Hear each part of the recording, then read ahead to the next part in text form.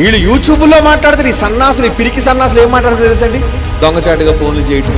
ఏమండి, ఏం డైరెక్ట్గా నీ పేరు చెప్పలేదు, గుండె కలేజా లేదా నీకు? నేను పలానా అండి, బైబిల్ వ్యతిరేకనండి, నాకు బైబిల్ అంటే నచ్చదండి అని చెప్పి మాట్లాడలే. నిజంగా అలా చెప్పి మాట్లాడితే సింహం గాండ్రి పేరేగా ఉంటుంది. అందరికీ ఎప్పటికీ ఎవర్ గ్రీన్ ఛాలెంజ్ మన దగ్గర ఉంది.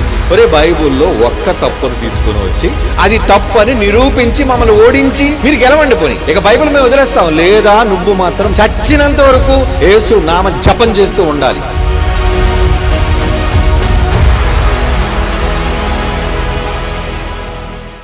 అందరికీ ఎప్పటికీ ఎవర్ గ్రీన్ ఛాలెంజ్ మన దగ్గర ఉంది. ఒరే, బైబుల్లో ఒక్క తప్పును తీసుకొని వచ్చి అది తప్పని నిరూపించి మమ్మల్ని ఓడించి మీరు గెలవండి పోని. ఇక బైబిల్ మేము వదిలేస్తాం, లేదా నువ్వు మాత్రం బైబిల్ చచ్చినంత వరకు యేసు నామ జపం చేస్తూ ఉండాలి. బాప్తిసం తీసేసుకొని కండిషన్ వాడు ఒప్పుకోవాలి. అంత గుండె ధైర్యం ఎక్కడుందని మనం బైబిల్ వదిలేస్తాను. గుండె ధైర్యంతో మనం సంతకం పెట్టడానికి సిద్ధపడ్డాం కాబట్టి ఆడు నమ్మిన గ్రంథాన్ని వదిలేసి బైబిల్ని బాప్తిసం తీసుకొని వస్తానండి గుండె ధైర్యం చాలటం లేదు ఎవడికి. ఎందుకు? వాడికి తెలిసిన ఏమండి అబద్ధాలను ప్రజల మధ్య చెప్పడం వాడికి అలవాటు తప్పించి చెప్పేసి వెళ్ళిపోవడం, ఇంటికి వెళ్ళిపోవడం. డిబేట్ అయిపోయిందండి, ఇంటికి వెళ్ళిపోతాం టాటా. ఎందుకు? కోర్టులో నిజానిజాలు తేలాలి, తీర్పు జరగాలి. అప్పుడే ఏది నిజం ఏది అబద్ధం అని తేలుతుంది.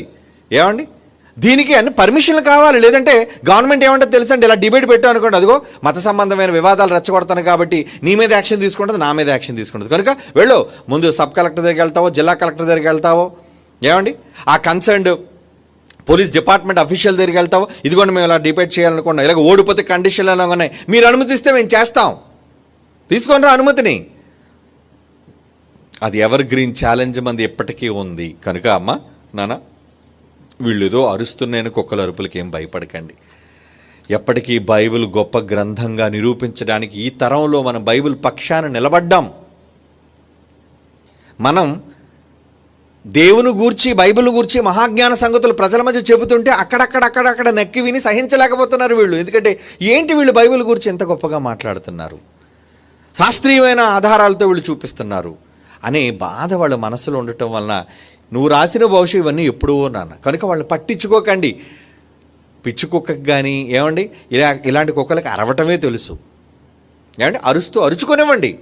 ఈరోజు కుక్కలన్నీ మొరగటం వలన, అరవటం వలన క్రైస్తవ్యానికి ఏమైనా నష్టం కలిగిందంటే ఏమీ లేదండి. అప్పటికి ఇంకా రాను క్రిస్టియానిటీ పర్సంటేజ్ పెరిగిపోతూ ఉంది. ఎందుకో వీళ్ళు బాధపడినప్పటి నుంచి, వీళ్ళు దండెత్తినప్పటి నుంచి. పోనీ ఎక్కడైనా క్రైస్తవులు ఆగిపోయిందో చెప్పండి? లేదే. ఆఖరికి తట్టుకోలేక అసలు కన్వర్షన్ బిల్లు కూడా చేశారండి. అంటే మత మార్పిడి జరగకూడదు, ఎవరు బలవంతంగా బాప్తీసం ఇవ్వకూడదు. అయినా క్రైస్తవులుగా మారడం, బాప్తీసాలు ఆగిపోయా. మన చర్చిలోని ఇంచుమించు నెలకు 2-3 బాప్తీసాలు ఉంటున్నాయి, అవునా కదా? ఏమండి, మరి ఎన్ని బాప్తీసాలు ఇస్తున్నాం మనం? అంటే ఎంతమంది మారుతున్నారు, ఎంతమంది క్రీస్తుని రక్షకుడిగా స్వీకరిస్తున్నారు? స్వీకరించనివ్వండి. అంటే ఇప్పుడు వీళ్ళు దెబ్బకు భయపడిపోయి క్రైస్తవ్యాన్ని నమ్మడం మానేశారా, క్రీస్తుని నమ్మడం మానేశారా? లేదుగా. అలాంటప్పుడు ఈ కుక్కల వరుపులకు మనం బెదరడం ఏంటండి? ఎవరో కూసిన కారు కూతలు మీరు పట్టించుకోకండి. మనం చేసేది ధర్మయుద్ధం. ధర్మయుద్ధ ప్రకారంగా, ధర్మం ప్రకారంగా యుద్ధానికి వచ్చేవాడు దమ్మున్న మనగాడు ఎవడైనా ఉంటే ధర్మాన్ని బట్టి యుద్ధం చేయాలి. ధర్మయుద్ధం అంటారు దాన్ని, అంటే అధర్మ యుద్ధం చేయకూడదు. కనుక వీళ్ళని అసలు పట్టించుకోకండి. ఎందుకంటే పట్టించుకునే స్థాయి వాళ్ళకి లేదు. మన విజయవాడలో మాట్లాడితే అంటే పబ్లిక్ గ్రౌండ్లో, మీరు విన్నారో లేదో, మరి మీలో ఎంతమంది లైవ్ చూసారో నాకు తెలియదు. పబ్లిక్ గ్రౌండ్, జిమ్ఖానా గ్రౌండ్ అంటే అది నడిబొడ్డు. అది నడిబొడ్డున బైబిల్ తప్పని కానీ అనే మగాడు ఎవడైనా ఉంటే, రీసెంట్గా ఓన్లీ 2 days నిన్నగాక మొన్నే ఛాలెంజ్ ఫ్రెష్గా వదిలొచ్చాను. ఏమండి, ఎవడైనా వచ్చాడు ఛాలెంజ్కి? నిజంగా దమ్మున్న మొనగాడు, నిజంగా మేసం తిప్పిన నాలాంటి రోషగాడు ఎవడని ఉంటే రమ్మని మనని చూద్దాం. ఎప్పటికీ రెడీ. వీళ్ళు యూట్యూబ్లో మాట్లాడతారు. ఈ సన్నాసులు, ఈ పిరికి సన్నాసులు ఏం మాట్లాడతారు తెలుసండి? దొంగచాటుగా ఫోన్లు చేయటం.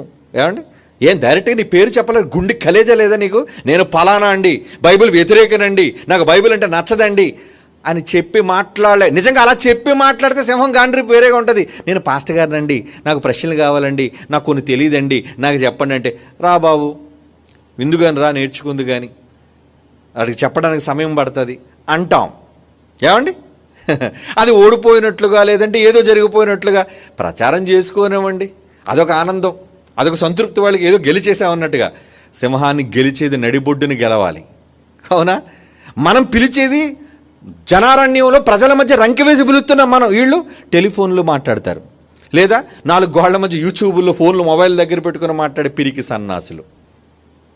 మనం ఎక్కడ, వాళ్ళు ఎక్కడ? కనుక అండి, వాళ్ళకి ఇంచుమించు మన స్థాయి లేదు వాళ్ళకి.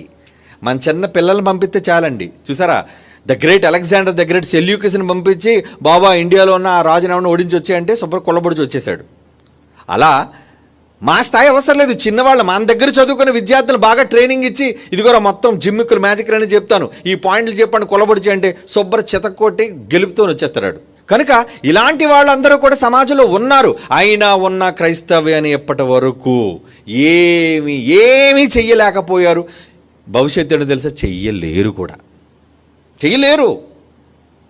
కారణం ఏంటంటే అది బైబిల్కి ఉన్న శక్తి. అది మనం ఎక్కడ చెప్పట్లేదు, నడిబొడ్డు జనాల మధ్య రంకె వేసి మాట్లాడుతున్నాం. ఎవడైనా ఉంటే దమ్ముంటే రండిరా, ఇది తప్పు ఉంటే చెప్పండి రా, బైబిల్ వదిలేస్తామని పబ్లిక్ సవాలు మనం విసురుతున్నాం. అలా పబ్లిక్ మీటింగ్స్ పెట్టి అలా దమ్మున్నట్టుగా మాట్లాడగలరా వాళ్ళు? వాళ్ళేం మాట్లాడతారు. కనుక ఇలాంటి వాళ్ళ మాటలు విని మీరేం తత్తరపాటు పడకండి. మీరెందుకు తొందరపడిపోతారు? బాబు ఏది అనేసాడు అని. ఏమండి, యేసుప్రభు ఎన్నన్నా ఏమనుకోవాలి, ప్రభు వీరు ఏం చేయించున్నారు వీళ్ళకి తెలియదు. ఈరోజు మనం కూడా ఈ సన్నాసాలందరినీ చూసి వీళ్ళందరికీ పిచ్చి పట్టిందిరా. ఏంటో పిచ్చి, మత పిచ్చి పట్టింది వీళ్ళకి. కుక్కలు అరుస్తూ ఉంటే అరవనివ్వండి, మొరగనివ్వండి, వెళ్ళిపోతుండేది అంతే. సింహం వెళుతున్నప్పుడు కుక్క ఏం చేస్తా దూరం నుంచి, ఏమండి, దాని దగ్గరికి వెళ్ళలేదు, ఫేస్ టు ఫేస్ ఎదిరించలేదు, ఎక్కడో దూరంగా చెట్టు చాటునాక బాగుండదు. ఒకసారి సింహాలు వెనక్కి తిరిగింది అనుకోండి, నెక్కేస్తుంది తోక ముడిచి.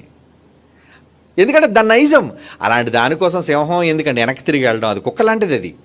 కనుక నాన్న, మీరు బైబిల్ నేర్చుకున్న క్రైస్తవులు, బైబిల్పై బురద జల్లే ఇలాంటి మూర్ఖులు సన్నాసులు అస్సలు పట్టించుకోకండి. వాళ్ళు ఏదో సోషల్ మీడియాలో మేము ఏదో గొప్పవాళ్ళు అయిపోవాలి అనే దురుద్దేశంతో ఇలాంటివన్నీ వాళ్ళు పెడుతుంటారు. వాళ్ళు ఎవ్వడూ ఖాతరు చేయొద్దు, ఎవ్వడూ పట్టించుకోవద్దు. దమ్మున్న మనగాడు ఎవడనంటే ముందు టర్మ్స్ అండ్ కండిషన్స్కి ఒప్పుకొని రమ్మని పబ్లిక్ మీటింగ్లో బహిరంగ సవాలుకి రమ్మని చెప్పండి. అప్పుడు